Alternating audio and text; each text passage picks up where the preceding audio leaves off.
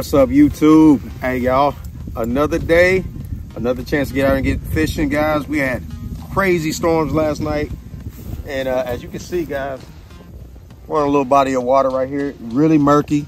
You can see it's flooded. If you look down here, you see we got our water boots on, guys, kind of trying to smash around this flooded area. But guys, one thing I love about stuff like this, if you got a little chop on the water and it's discolored or even murky like this, boom, it's spinnerbait. Why I say the spinnerbait, guys, the vibration, the flash, and I mean just overall drawing power of the spinnerbait is awesome, guys, especially for conditions like this. You got high winds and you got a little bit of chop on there. You got just this one little protected area that's still kind of like flat, but in this area you got logs up under there, you got grass, and you can still call them fish up out of there. So what we're gonna do is we're gonna throw this half-ounce spinnerbait out there in the coleslaw pattern and see if we can pull some of these fish out of here, guys. This is my favorite kind of fishing when it comes down to spring, guys. So y'all stay tuned and see if we can do our thing.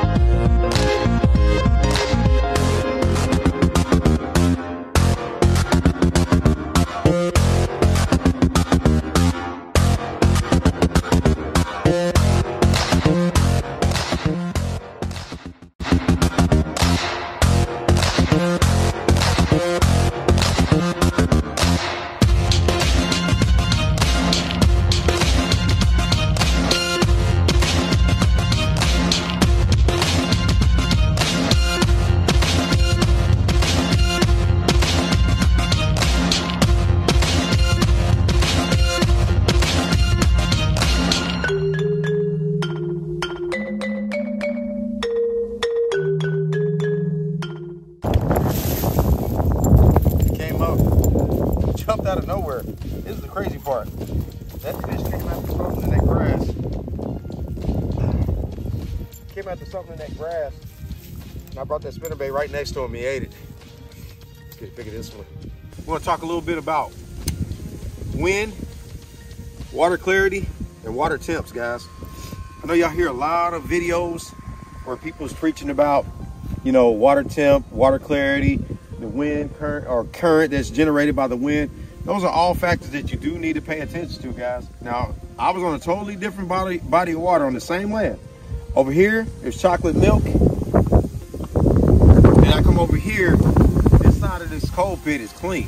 All right, guys, so you got some clear water in there. So what I did was, to match my situation, knowing I had a little bit of chop of wind, the spinnerbait is still a good bait. So what I did was I just downsized it, because in that cleaner water, it magnifies, guys, especially with the sun out like that. So I want to downsize it like if I'm fishing like one of your major reservoirs that's clean. And then I also, y'all know red is good around this springtime. It'll be good in that chocolate milk as well as in this clear water. But the type of red that I chose, I like to do a deeper red, guys. I don't know, I mean, I know a lot of people do a lot of crawls and stuff, but sometimes in clean water, I like to do that candy apple red or just some type of deep red or black cherry, whatever you want to call it. Because I see that a lot more fish seem to gravitate towards this one for me. And the way I rip it, do a ripping motion, especially when it's windy like this out here, it usually triggers that reaction strike. It'll get them out of that grass off the bottom, and it'll also pull them out of that grass if you're working the grass lines, guys. So what we're gonna do is right now, we're just gonna get into that. And then another thing I wanna talk to y'all about, water temperature, guys. Now, you know, if it's in the 40s, whether it's mid 40s or the late 40s, I say like 45 to 49 degrees, you know that a lot of your bites in this early March or early spring are going to be reaction, guys. Not because they're not feeding, but they're staging, guys. They're getting ready to spawn. You guys know what time it is. A lot of the bigger girls are out deep feeding, trying to get full so they can come in and do their business. They're going to come in and lay them eggs, and then the male's going to guard them, fertilize them. You know how the deal goes. But we want to catch everything, guys. So whether you're deep or shallow, you want to fit your colors and the size of your bait to the situation you're fishing. You really want to pay attention to that, guys, because I know a lot of these waters that we fish, whether it's a lake, pond, or reservoir, is going to be pressure. So you want to make sure you can adapt to that pressure that's been put on that lake or that pond. Stay tuned, guys. Let's get it. All right. This is not that deep. So what I'm going to do is I'm going to kind of rip it. Like I said, guys, I'm just ripping it. I like to throw mine on a 7.2, like regular, medium regular. Not medium heavy, but a medium regular. And I chose to use the Arc Lancer today, guys. It's got a soft tip, but it's got a lot of backbone. So I can drive that hook to the roof of their mouth.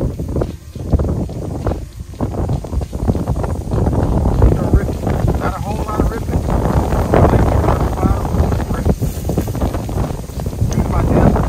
Choose my depth, I'm gonna go a little deeper.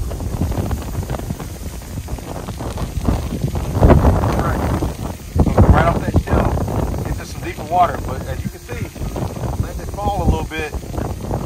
Try to make sure I get close to the bottom. But we had a cold front last night, guys.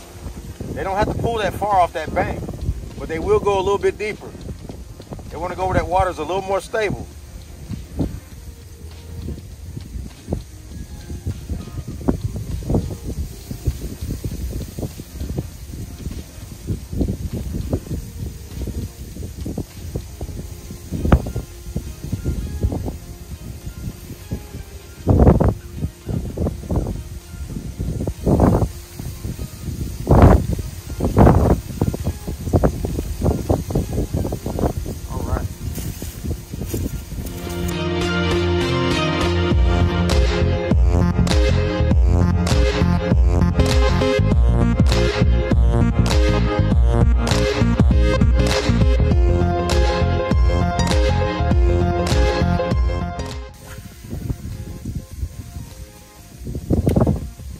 Right there is a flat, guys. It comes out and it bowls out, but it drops off right towards, I say, about 10 yards before you. Oh, I just got smacked. Come on, come on. It might be a little shallow. They might have pulled up in that flat area right here. It drops off out there, so it's very possible it could be a school of fish that's all piled up over there.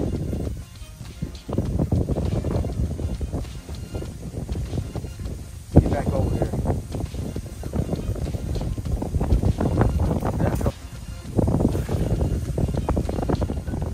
There we go. Right in the heart of it. Trust me, guys, it's very possible to catch them shallow early spring. Sometimes in December, if it's warm enough, they'll pull up the same way.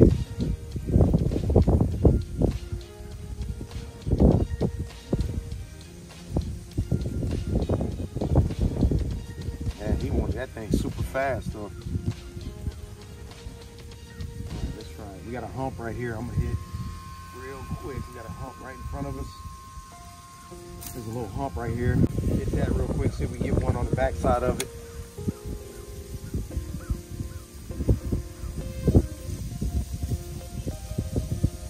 A lot of grass on the bottom.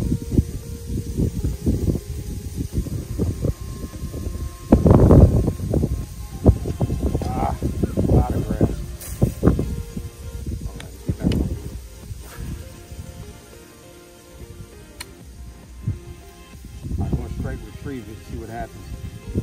See if they want it. Kind of burn it a little bit. But I felt like the more aggressive I got with it, the more they wanted it. Burn it just a little bit. Kind of raise it a little bit. Burn it. Come on.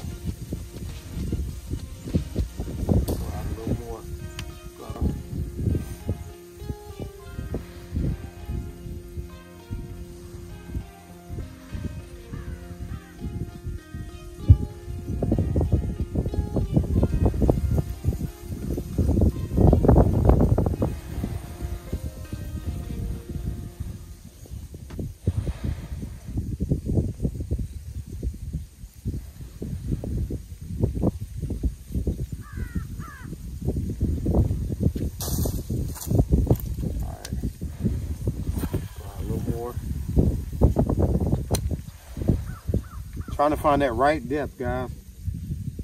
That's one thing. When I'm casting, I'm looking for the right depth. Wherever I got bit at, I want to stay in that depth range and see if that's where they're at. You don't want to just, I mean, we know we're blind casting because we don't have anything to see up under the water, but you want to try to gauge where you're casting at. You want to make every cast count, guys. A lot of people go fishing and wait on the fish to kind of tell them what to do. Well, just kind of pay attention. I mean, just the actions you're doing can lead you to a big fish. I mean, that little tap you might have had when you went 5 foot deep might have been an 8 or 9 pounder. Now, if you catch a 2 pounder and you're ripping it in 8 foot, you might think, well, I'm gonna stay at 8 feet. There might be a school there. But that light little tap could have told you something, especially if you got a lot of them taps in that same area. So you want to keep working that same thing. You just want to stick to the plan, trust me. You don't want to go outside of your plan. Whether you're tournament fishing or you just come out here to fish, just have fun, just trying to hone in your skills, especially if you're trying to hone in your skills. Do everything with a purpose and you'll catch a lot more fish, I promise you that.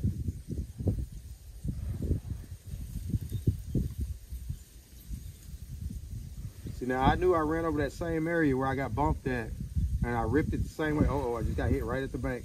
Just reeling it slow. Now there's crappie in here, so in my mind, that's in the back of my mind too. It could be a smaller crappie or it could be a good sized crappie that just can't get his mouth around it. So what I'm doing is I'm gonna just do the same thing. I'm gonna replicate that. He hit it when I was burning it in, so that's what I'm gonna do. I'm gonna toss it back out there and I'm gonna burn it in and see what happens. Because so far I've had 3 strikes just burning it in.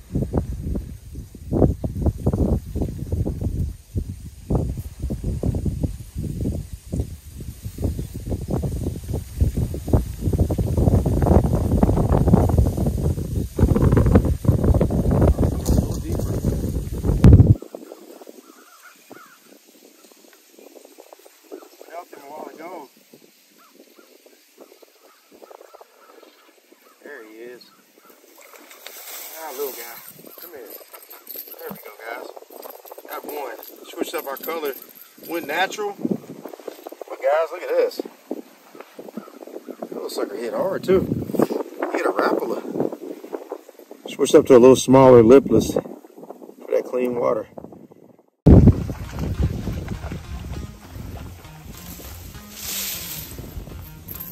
There we go. Woo! Came right off the hook. Hey. Oh no. There he is. Little bitty guy. Oh, that's a good one. Oh man.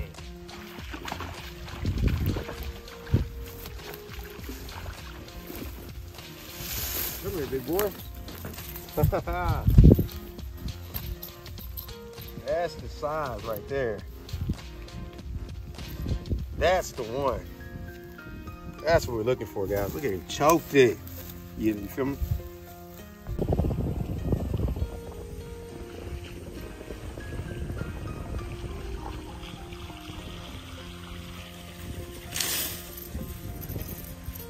There we go.